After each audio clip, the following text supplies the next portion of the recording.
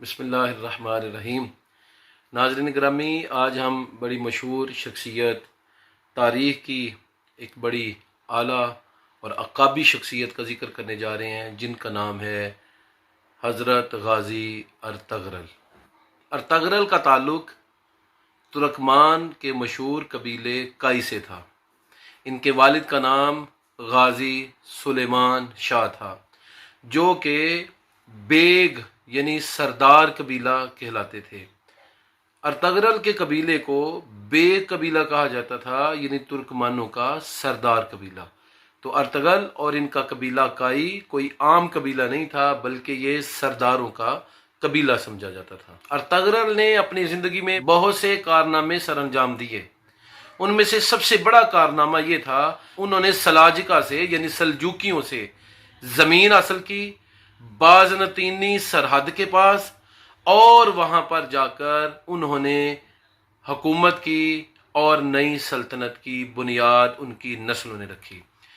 उस्मान अव्वल, जो कि तुर्क हुकूमत के पहले बानी हैं, उन्होंने अपने वालिद की वफ़ात के बाद जब हुकूमत कायम की तो अपने वालिद के नाम का सिक्का जारी किया, जिस पर उन्होंने अपने वालिद की तस्वीर कुनंदा करवाई और उन्हें जंगी लिबास में मां हथियार दिखाया।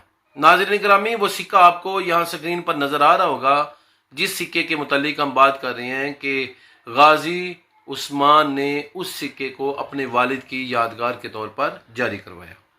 अर्तगरल 1191 में पैदा हुए और 1281 में उनकी वफात हुई। तकरीबन 90 बरस उन्होंने उम्र पाई।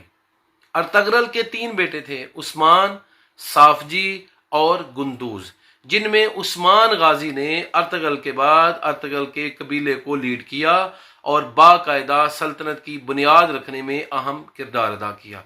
उस्मान की जिंदगी एक अकाबी शख्स, एक नुमाइंदा शख्स, जद्दोजहद करने वाले शख्स, कौमो मिल्लत के लिए जान तक गवा देने वाले शख्स की जिंदगी थी। और उस्मान गाजी ने अपनी जिंदगी में वो सब कुछ कर दिखाया जो उनके वालिद करने के ख्वाहां थे। अर्तगरल गाजी के वालिद का नाम सुलेमान शाह था और वालिदा का नाम हाइमा खान था। अर्तगरल गाजी के बहुत से भाई और बहनें थीं, जिनका तारीख में कम ही जिक्र मिलता है। अर्तगरल का लफ्ज 2 लफ्जों का मुरक्कब है, अर और तगरल। अर कहते हैं सिपाही को, जंगजू को, कायद को, हीरो को, जबकि तगरल से मुराद अकाबी परिंदा है, शिकारी परिंदा है। तो अर्तगरल से मुराद अकाबी हीरो, जद्दोजहद करने वाला शख्स, जद्दोजहद करने वाला फौजी और जान फिशानी करने वाला मर्द बनता है। अर्तगरल की जिंदगी, अर्तगरल के वफात के 100 साल बाद उनकी हुकूमत के क़यामो दवाम के दौरान तहरीर की गई। अर्तगरल की जिंदगी उनके बेटे उस्मान ने तहरीर करवाई। अर्तगरल सारी जिंदगी सलाजिका के यानी सल्जूक खानदान के, सल्जूक हुकूमत के मुआविन रहे। अर्तगरल गाजी ने हमेशा सल्जूकियों के साथ हुस्न सलूक किया, उनकी हुकूमत में मुआविन रहे, हर मामले में उनके साथ तामुन किया।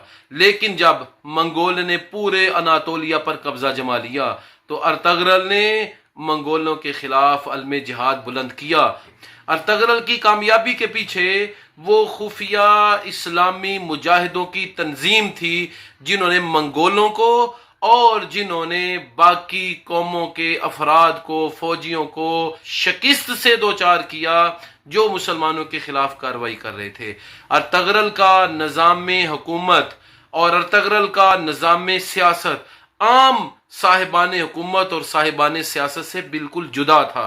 अर्तगरल की पुश्त पनाही वो अफराद करते थे जिनको आप खुफिया कुव्वतें कह सकते हैं, जिनके पंजे तमाम हुकूमतों के अंदर गाड़े हुए थे।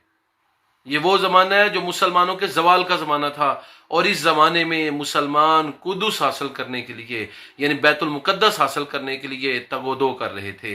एक ऐसी सियासी खुफिया तंजीम मुसलमानों की मार्ज़ वजूद में आ चुकी थी, जिन्होंने अर्तगरल को चुना और अर्तगरल के ख़ानदान को हुक्मरान ख़ानदान बनाने में मुआविन हुए। और यूं अर्तगरल ने जो कई 100 साल पहले जद्दोजहद की थी, वो जद्दोजहद कामयाब हो गई और समरबार हुई।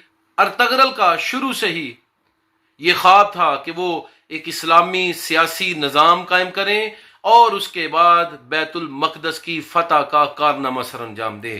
ارطغرل کا پہلا خواب اسلامی سیاسی نظام کا اور حکومت کا قیام ان کے سب سے چھوٹے بیٹے عثمان اور ان کے بیٹے یعنی ارطغرل کے پوتے اوہان کے ذریعے ہوا۔ ارطغرل کا دوسرا خواب قسطنطنیہ کو فتح کرنا، یہ ارطغرل کی وفات کے کئی سو سال بعد ہوا۔ سلطان محمد خان جو کہ کم عمر بادشاہ تھے، انہوں نے اپنے جد امجد کے اس خواب کو تعبیر دی اور بڑی جد و جہد کے بعد قسطنطنیہ کو فتح کیا۔ ارطغرل کی قبر سوغوت شہر کے اندر ہے اور وہاں پر ان کے خاندان کے افراد بھی دفن ہیں۔ کتبے تمام قبروں کی نمائندگی کرتے ہیں۔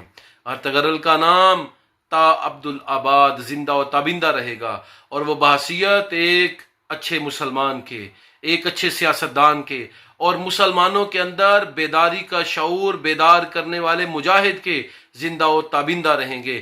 انہوں نے مسلمانوں کو ایک نیا جذبہ دیا، ایک تڑپ دی، آزادی کی فکر دی اور اسلامی حکومت کے قیام کا جذبہ دیا۔ ارطغرل کو ایک عظیم مجاہد کے طور پر ہمیشہ یاد رکھا جائے گا اور ارطغرل پر ہمیشہ اللہ کی رحمت کی دعائیں کی جاتی رہیں گی۔ ارطغرل اور اس کے خاندان کے چند افراد نے ایسے ایسے کارہائے نمایاں اسلام اور مسلمانوں کے لیے سر انجام دیے کہ امت مسلمہ آج بھی ان کی مشکور ہے۔ ارطغرل کو ایک صوفی بزرگ نے جو کہ اس خفیہ تنظیم کے نگران تھے 7 جھنڈے عطا کیے جو آج بھی نمائندگی کرتے ہوئے ارطغرل کی قبر کے پاس لگائے گئے ہیں۔ یہ 7 جھنڈے گویا کہ 7 بڑے خطوں کی طرف نشاندہی کرتے تھے جہاں تک ترک کی حکومت پہنچی۔ ارطغرل کی قبر کا بھی عجیب قصہ ہے۔ ارطغرل کی قبر کے ارد گرد دیواریں تعمیر کی گئیں، شہر تو بہت بلند ہو گیا، ارطغرل کی قبر کے نمونے کو بھی بلند کر کے بنایا گیا، لیکن ایک ایسا راستہ بنایا گیا کہ آج بھی اس راستے سے اتر کر ارطغرل کی حقیقی قبر کو دیکھا جا سکتا ہے۔ قبر اس سرنگ اور تہہ خانے کے اندر ہے جہاں تک وہ راستہ اترتا ہے۔ ترک بحریہ نے ہمیشہ ارطغرل کے نام کو زندہ و تابندہ رکھنے کی کوشش کی ہے۔ ارطغرل کی صلاحیتوں کو، خدمات کو بسر و چشم تسلیم کیا ہے۔ یہی وجہ ہے کہ ترک بحریہ نے اپنے ایک بہت بڑے بحری جہاز کا نام ارطغرل بحری جہاز رکھا۔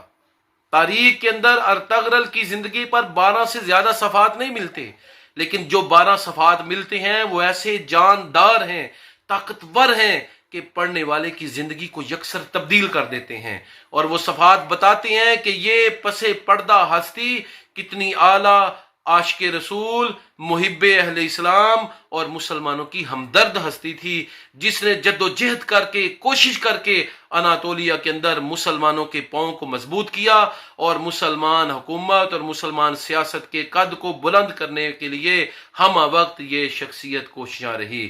ارطغرل کی زندگی ساری کی ساری جد و جہد میں، مشقتوں میں، مصیبتوں میں اور مسلمانوں کو راحتیں پہنچانے کے خواب کے اندر گزری۔ ارطغرل نے ہمیشہ اپنا اور اپنے خاندان کا نہیں بلکہ اپنے قبیلے کا اور امت مسلمہ کا سوچا۔ یہی وجہ ہے کہ ارطغرل نے دنیا بھر سے بڑے بڑے علماء کو اپنے علاقے میں مدعو کیا۔ یہ وہ وقت تھا جب علماء کی خون ریزی کی جا رہی تھی منگولوں کی طرف سے، اور ارطغرل نے علماء کو، مدارس کو اور اسلامی کتابوں کو تحفظ فراہم کیا اور اناطولیہ میں بڑے سارے علماء کو جمع کر کے مدارس کا آغاز کیا۔ ارطغرل کا یہ کارنامہ بھی عبدالآباد تک یاد رکھا جائے گا۔